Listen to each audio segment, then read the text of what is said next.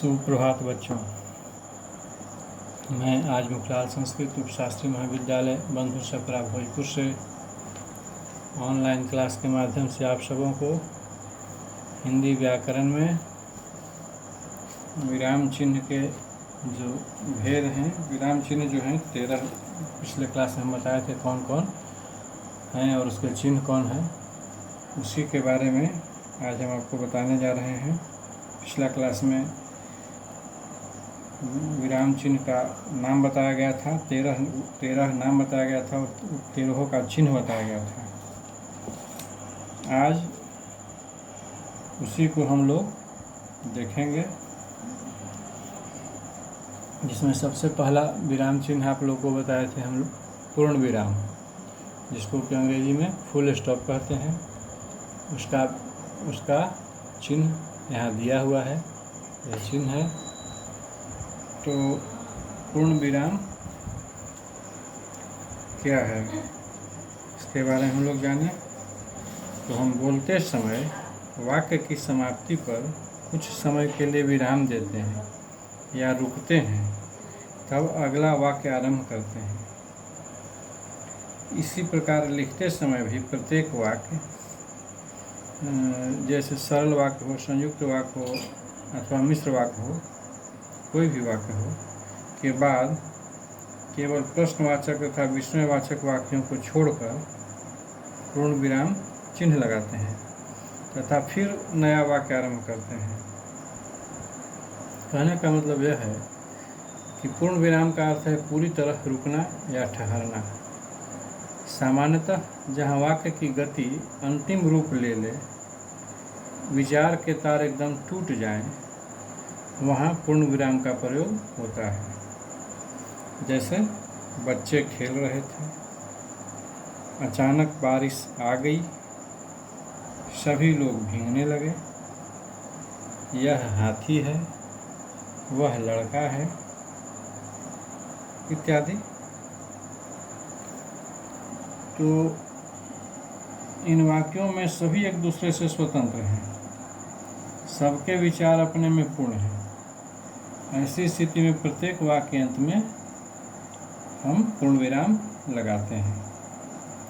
संक्षेप में इसको हम लोग कह सकते हैं कि प्रत्येक वाक्य की समाप्ति पर पूर्ण विराम का प्रयोग होता है। लेकिन कभी कभी किसी व्यक्ति या वस्तु का सजीव वर्णन करते समय वाक्यांशों के अंत में भी पूर्ण विराम का प्रयोग होता है। जैसे गोरा रंग, गालों पर कश्मीरी सेब की झलक, सिर के बाल न अधिक बड़े न अधिक छोटे, चौड़ा माथा, बाहर बंद और गले का लंबा कोट, ये सब कुछ उदाहरण थे। यहाँ प्रत्येक वाक्य अपने में पूर्ण और स्वतंत्र है। ऐसी स्थिति में पूर्ण विराम का प्रयोग ही उचित है।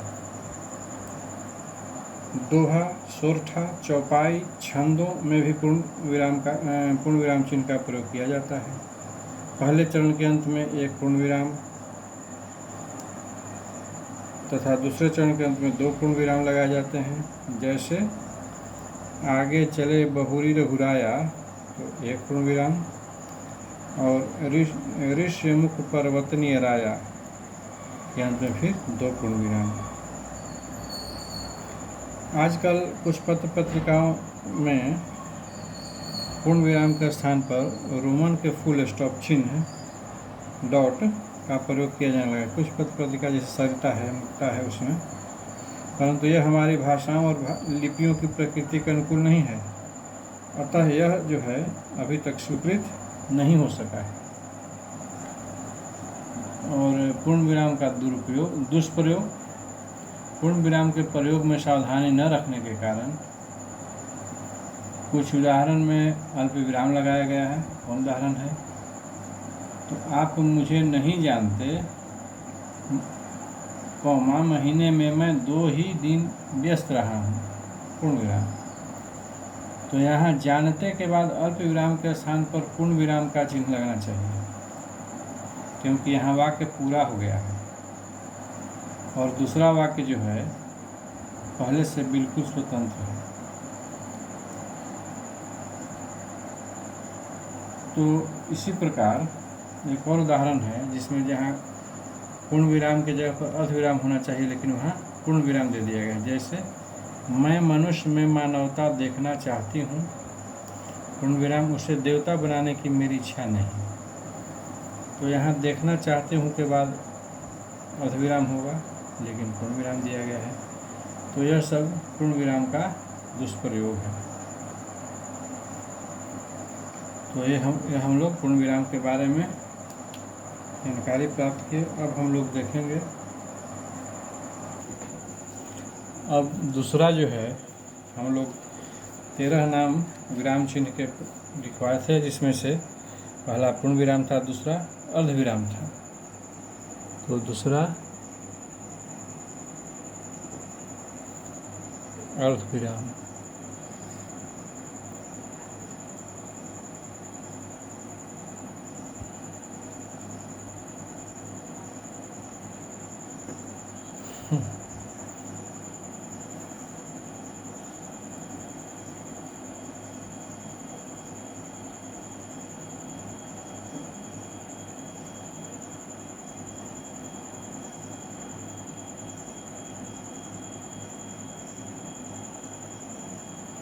दूसरा अर्धविराम,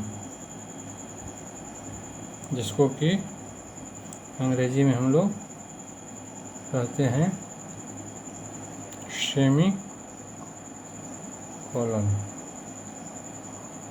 इसका चिन्ह है, लिखवाए से पहले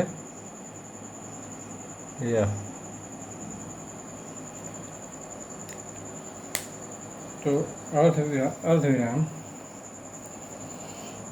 अर्धविराम क्या है कि जब कभी पूर्ण विराम की तुलना में थोड़ी कम अवधि के लिए रुका जाता है तो वह अर्धविराम चिन्ह का प्रयोग होता है। अर्धविराम चिन्ह का प्रयोग हमें कुछ स्थिति में जो स्थिति में दिखाई देता है वह कौन कौन स्थिति है। तो सबसे पहला स्थिति है कि संयुक्त वाक्य के समानाधिकृत उपवाक्यों के बीच होता है। जैसे मदन स्कूल से सीधे घर पहुंचा और उसके बाद अर्धविराम होगा, और फिर हाथ मुंह धोकर उसने नाश्ता किया, अर्धविराम होगा। अपनी साइकिल उठाई और चल पड़ा मटर गश्ती करने, अब जाकर पूर्ण विराम होगा। इसी प्रकार मिश्र तथा संयुक्त वाक्यों में विपरीत अर्थ प्रकट करने वाले उपवाक्यों के बीच भी अर्धविराम होता है। जैसे वह हाथ जोड़ता रहा, अर्धविराम, और वे लोग उसे पीटते रहे, अब पूर्ण विराम होगा। एक और उदाहरण, मैं उसे प्यार करता हूँ, अर्धविराम, और वह मुझसे नफरत करती है, यह होगा मैं उसे प्यार करता हूँ, अर्धविराम, वह मुझसे नफरत करती है, पूर्ण विराम। इसी प्रकार तीसरा जो है मिश्र वाक्य में प्रधान उपवाक्य तथा कारणवाची क्रिया विशेषण उपवाक्य के बीच भी जो है अर्धविराम का प्रयोग होता है। जैसे इसका उदाहरण, वे लोग सारी रात दवाई की खोज में इधर से उधर भटकते रहे पर दवाई न मिली, अर्धविराम चिन्ह लगेगा। उसके बाद क्योंकि यह दवाई विदेश से ही आती है, अब जाकर पूर्ण विराम होगा। इसी प्रकार अगला उदाहरण है कि किसी वाक्य में उदाहरण सूचक शब्द जैसे एक शब्द है, उदाहरण सूचक। कोई चीज़ में हम लोग उदाहरण देते हैं तो कहते हैं कि जैसे, तो किसी वाक्य में उदाहरण सूचक जैसे के पहले भी जो है अर्धविराम आएगा। जैसे इसका उदाहरण, लिखित भाषा में रुकने अथवा विराम के लिए जिन चिन्हों का प्रयोग होता है उन्हें विराम चिन्ह कहते हैं। जैसे आ गया जैसे, उसके बाद पूर्ण विराम, अर्धविराम, अल्पविराम आदि। और विभिन्न उपवाक्यों में अधिक बल देने के लिए भी अर्धविराम का प्रयोग होता है। जैसे सदैव आगे बढ़ते रहो, उसके बाद अर्धविराम का चिन्ह, और रुकना मृत्यु का नाम है। यह उदाहरण था।